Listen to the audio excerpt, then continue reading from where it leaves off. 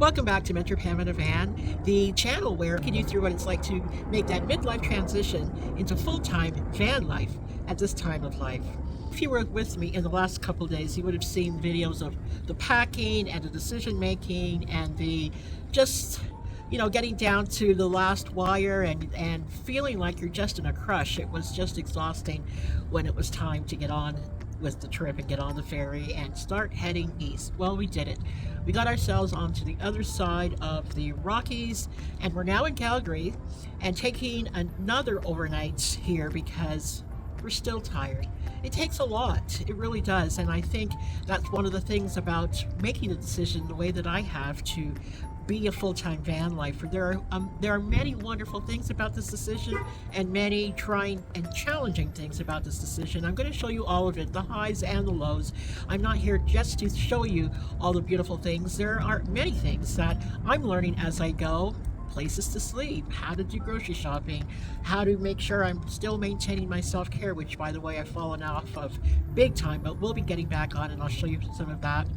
Things about the van itself. I know some of you expressed an interest in a van tour. That's going to come up once I've made some room inside, because right now it's pretty packed up and hectic, which you would have seen on the last video called Big Losses. Anyways, welcome back, and the views that I just saw, it's not my first time through the Canadian Rockies, it's just my first time driving through it this way, going east. I've always flown out east and driven back west, so I was able to see the view from that angle.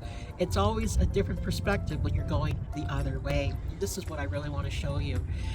It wasn't from the tourist perspective because we are moving. We're from destination to destination. So there is no overnight camping in some of the really beautiful touristy spots like I did last time. But it doesn't matter. The view is spectacular. And so the majority of this video really is about that, those tours going through, the video going through, and at the end I'll have some stills for you to take pleasure in. But here's one thing I want to say about that. I'm not a professional photographer or videographer. I did the best I could. It was exhausting because you just wanted to enjoy the moment and you forget the camera wasn't on, or the camera was on and it was down there, and then the weather changed and started raining and the windshield got blurry, and it just did the best one could under the circumstances. This is a bucket list trip, folks, and if you really want to get into the energy of this place, it's like going through a portal. It really is, because when you come out the other side, you feel like something has shifted. At least that's how it felt for me.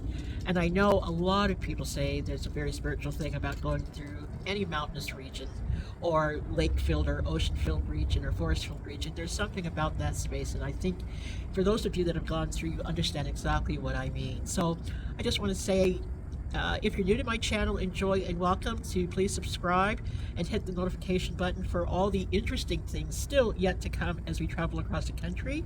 I'm traveling with my partner, who you probably won't see much or at all, but I'm here and I have lots to share, and I'm going to be going through all the comments that have been left in the last little while. I haven't had time to do that yet, and answer as much as I can. So welcome and enjoy what's next.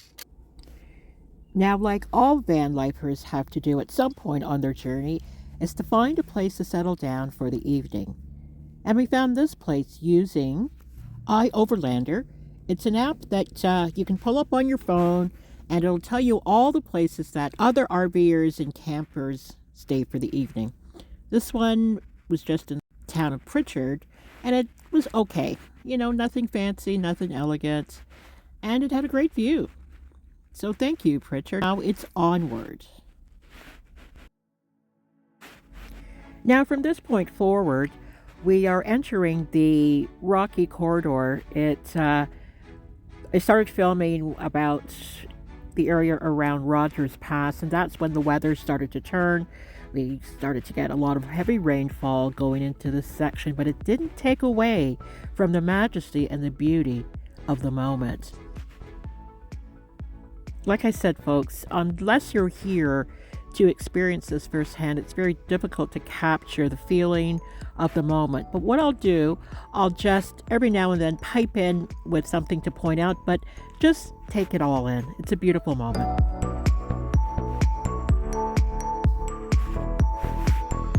This is Rogers Pass.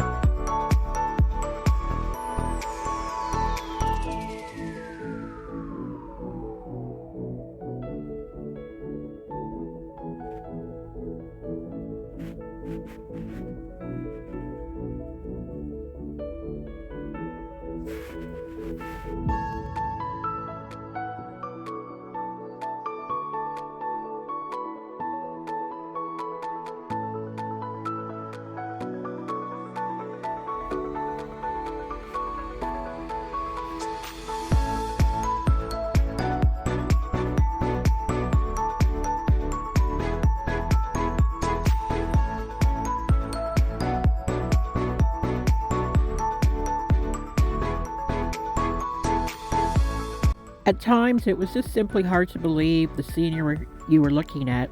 And just to let you know, folks, this wasn't the best of it. There are areas in the Rocky Mountain region that we just weren't passing through, like the Jasper area and the ice fields that are totally glorious. And I couldn't even get great shots of the area coming down into Golden. Going the other direction is where the Golden Mountain Range sparkles. You truly feel as if it's a golden moment. You can't even really film it because you're too busy taking it all in.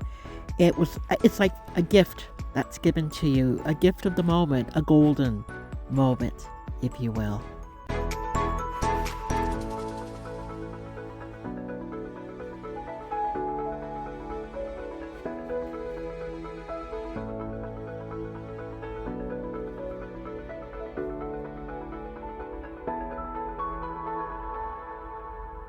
At times of the journey, we were right up there at the elevation of the peaks of some of these ranges. Absolutely breathtaking.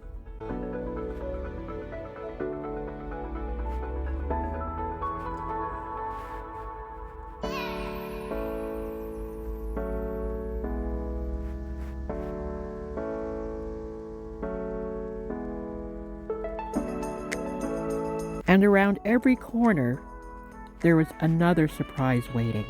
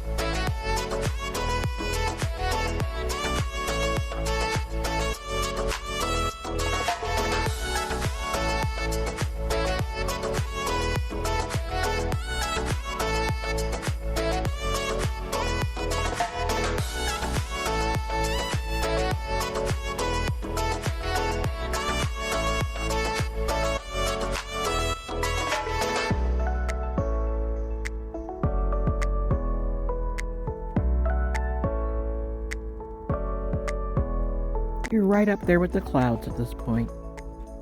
This is the Bow Valley, moving into the Banff area.